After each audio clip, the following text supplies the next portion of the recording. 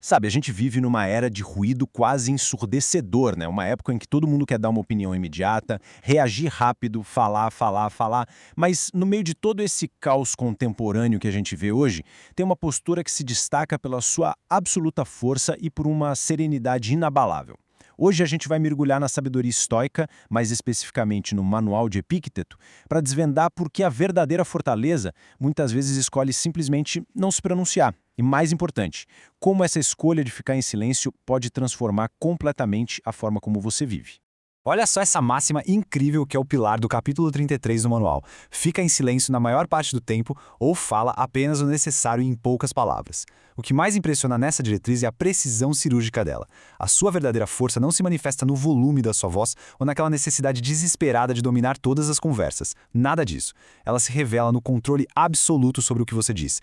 É entender que cada palavra que sai da sua boca é energia vital sendo consumida. Então o silêncio, muito longe de ser um vazio ou uma ausência, é na verdade um estado de poder concentrado.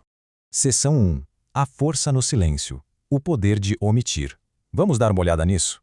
Para a gente entender a profundidade de verdade desse silêncio, a gente precisa olhar para quem forjou esses conceitos. Epicteto não era só um acadêmico isolado numa bolha, tá? Ele nasceu como escravo no Império Romano, enfrentou adversidades extremas, conquistou a própria liberdade e se tornou um mestre estoico. Ao observar essa imagem clássica dele, você consegue notar a calma e a contenção no olhar. Para alguém com essa trajetória de vida, fala nunca seria só um passatempo. Era uma ferramenta incisiva. Lembra que o núcleo do estoicismo é focar apenas naquilo que está sob o nosso controle.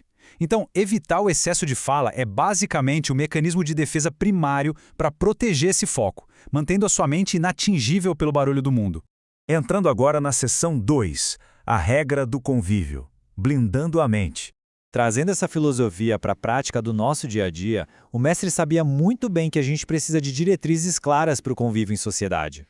O objetivo principal aqui é não permitir que a sua energia mental seja drenada por conversas vulgares ou inúteis. Ele listou alvos bem específicos para a gente evitar: lutas de gladiadores, corridas de cavalos, celebridades e até excessos de banquetes. E olha, é incrivelmente fácil traçar um paralelo com os dias de hoje, né? É só pensar naquelas discussões intermináveis sobre trivialidades de esportes, fofocas da internet ou a moda alimentar do momento. Todo mundo fala sobre isso o tempo todo. Mas, sendo bem direto com você, esses assuntos só ocupam um espaço vital na nossa cabeça com futilidades e não fazem absolutamente nada para fortalecer o nosso caráter.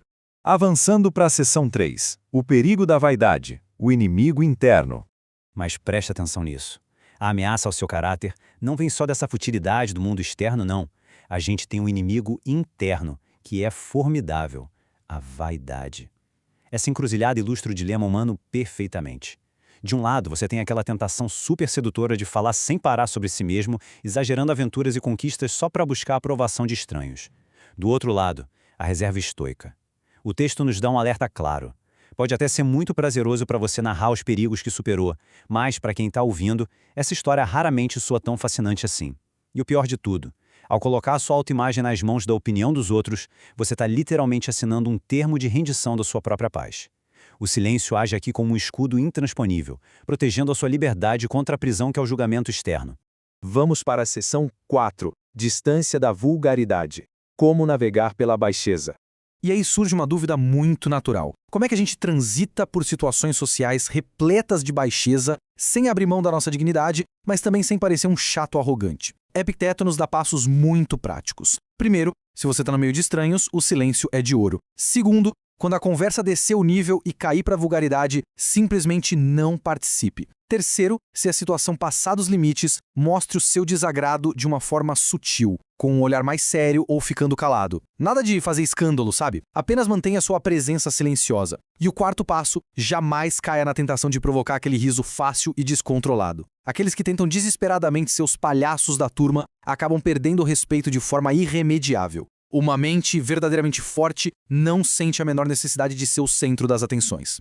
Chegando na seção 5, ações falam mais alto, a prática silenciosa.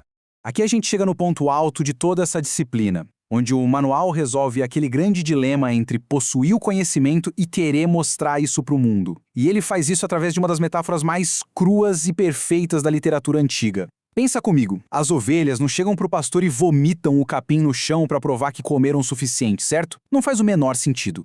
O que elas fazem é digerir em silêncio e entregar o resultado na forma de lã e leite. Da mesma forma, o conhecimento profundo não foi feito para você sair gritando aos quatro ventos. Ele precisa ser metabolizado para produzir atitudes puras. A verdadeira mestria substitui aquela agitação ansiosa de ficar falando o tempo todo pelo testemunho inegável da sua ação. Então fica bem claro que essa restrição do estoicismo nunca foi sobre timidez. Pelo contrário, trata-se de um exercício diário e totalmente intencional de força, uma prática ativa de blindagem interna.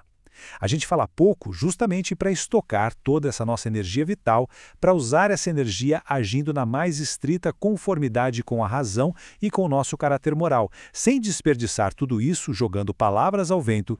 E esse é o grande ensinamento que a gente tira de toda essa análise. Não mostre os princípios filosóficos aos homens comuns, mas, após tê-los digerido, mostre as ações. O mestre não precisa provar a sabedoria dele, vencendo debates cansativos.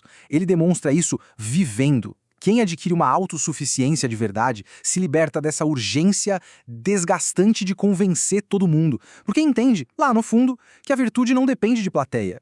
Para fechar essa nossa jornada pelas regras do silêncio, a gente precisa trazer esse conhecimento milenar para a nossa realidade imediata. No meio dessa nossa necessidade inútil de estar sempre argumentando, sempre se justificando socialmente, use essa reflexão como um filtro diário na sua vida. Pensa no seguinte: quando o barulho finalmente desaparece, quando o ruído das opiniões evapora e as palavras inevitavelmente cessam, quais ações consistentes, inegáveis e reais vão sobrar para falar por você? Pensa bem sobre isso.